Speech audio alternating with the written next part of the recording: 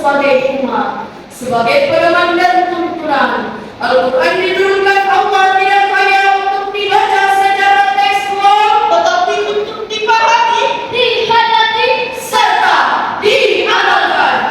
Al-Quran dijadikan sebagai alat bedah untuk membedah segala macam permasalahan yang ada dalam keluarga maupun permasalahan kepemerintahan.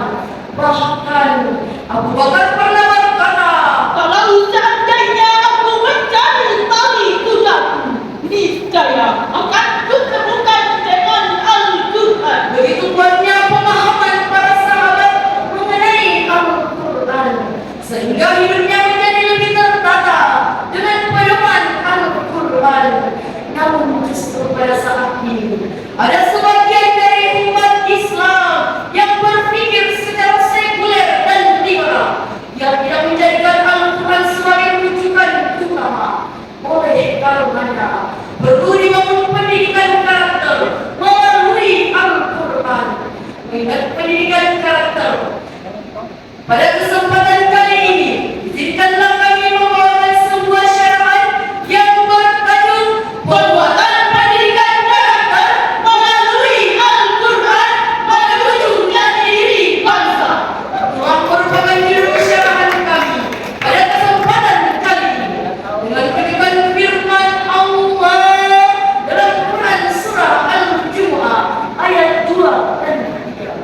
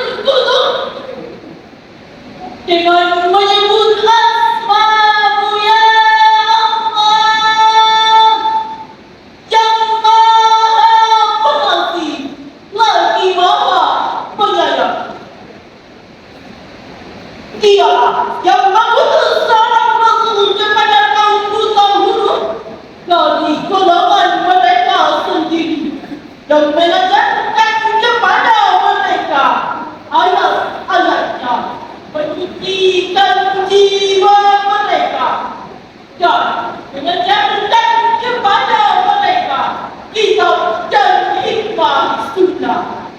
Meskipun sebelumnya mereka benar-benar dalam kesesatan yang nyata, dan juga kepada kaum yang lain dari mereka yang belum berhubungan dengan mereka. Dialah yang maha perkasa lagi maha bijaksana. Dewan Hakim yang arif dan bijaksana, serta hadirin wal hadirat rahimakumullah.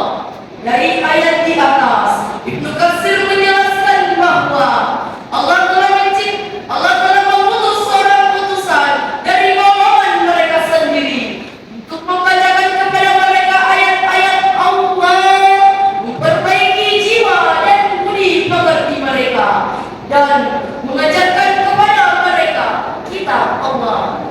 Oleh karenanya, perlu dibangun pendidikan karakter berbasis Qur'ani, sehingga memberikan dampak Qur'ani terhadap karakter anak bangsa di masa akan datang. Karakter bangsa yang berbasis agama akan memberikan warna terhadap karakter anak bangsa di masa akan datang.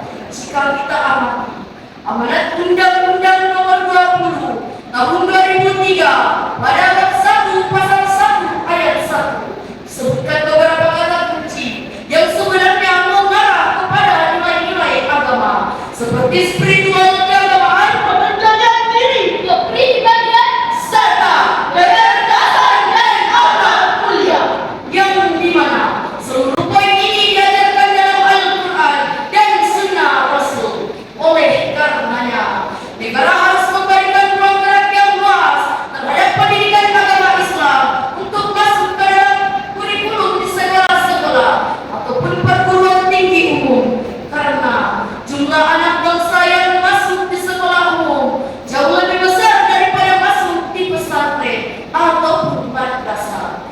Dewan Hakim yang arif dan bijaksana, serta hadirin wal hadirat rahimakumullah.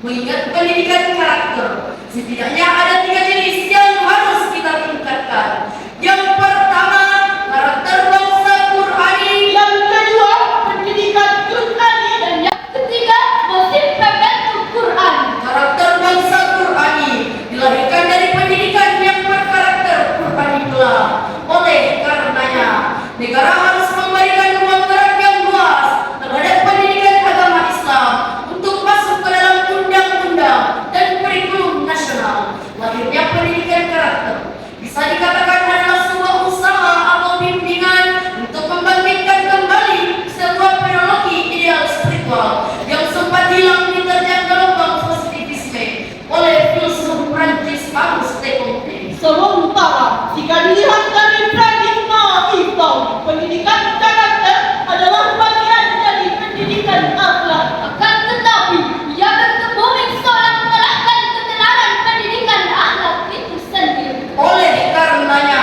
pendidikan karakter Qur'ani harus berlandas pada sumbernya, sehingga bermunculanlah manusia-manusia Qur'ani yang dapat beradaptasi dan berdialog dengan zamannya tanpa meninggalkan identitas tauhidnya. Dewan Hakim yang arif dan bijaksana, serta hadirin wal hadirat rahimakumullah. Pendidikan karakter Qur'ani adalah pendidikan Islam sebab ia sama-sama bersumber dari Al-Quran. Pendidikan karakter Qur'ani bisa dikatakan adalah sebuah usaha atau bimbingan untuk membangkitkan kembali sifat-sifat Qur'ani yang bersumber dari Al-Quran. Dan disinilah fungsi dari pendidikan karakter, sebagaimana firman Allah dalam Quran surah At-Tahrim ayat 6. Ya ayyuhalladzina amanu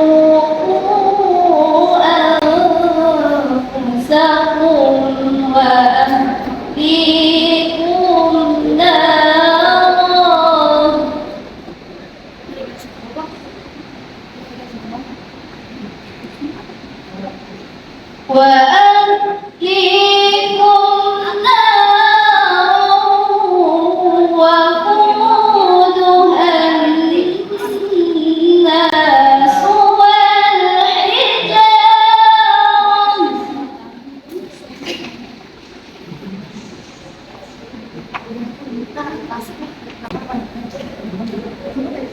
عليها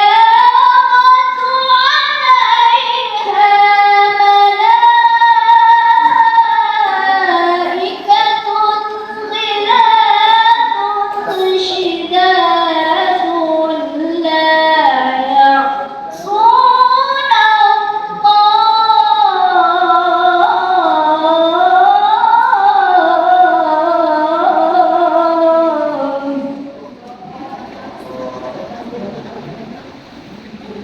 لا يعصون الله ما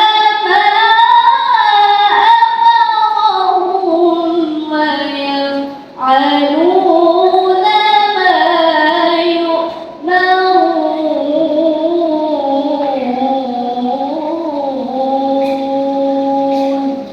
Wahai orang-orang yang beriman, peliharalah dirimu dan keluargamu dari api neraka yang bahan bakarnya adalah manusia dan batu.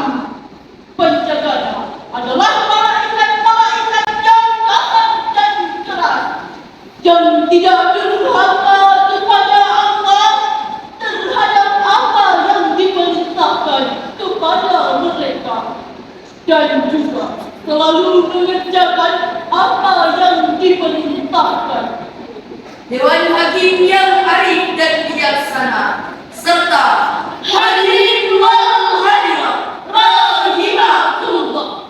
Menurut Abu Ja'far Muhammad bin Jarir At-Tabari dalam sebuah kitab tafsirnya Jami'ul Bayan At-Tawil Ayil Quran pada jilid 10 halaman 884 sampai dengan halaman 885, beliau menjelaskan pada ayat tersebut pada kalimat ku anfusakum wa ahlikum nar wa quduhan nas wal hijarah. Peliharalah dirimu dan keluargamu dari siksa api neraka yang bahan bakarnya adalah manusia dan batu. Hal ini mengindikasikan bahwa Allah Subhanahu wa taala memerintahkan kepada kita termasuk orang tua untuk mengajari, membimbing orang-orang yang ada di sekitar kita, terkhusus pula anggota keluarga. Dewan Hakim yang arif dan bijaksana, serta hadirin wal hadirat rahimakumullah. Dari uraian kami atas dapat diambil kesimpulan bahwa keluarga adalah unit terkecil untuk memulai pendidikan karakter Dan pendidikan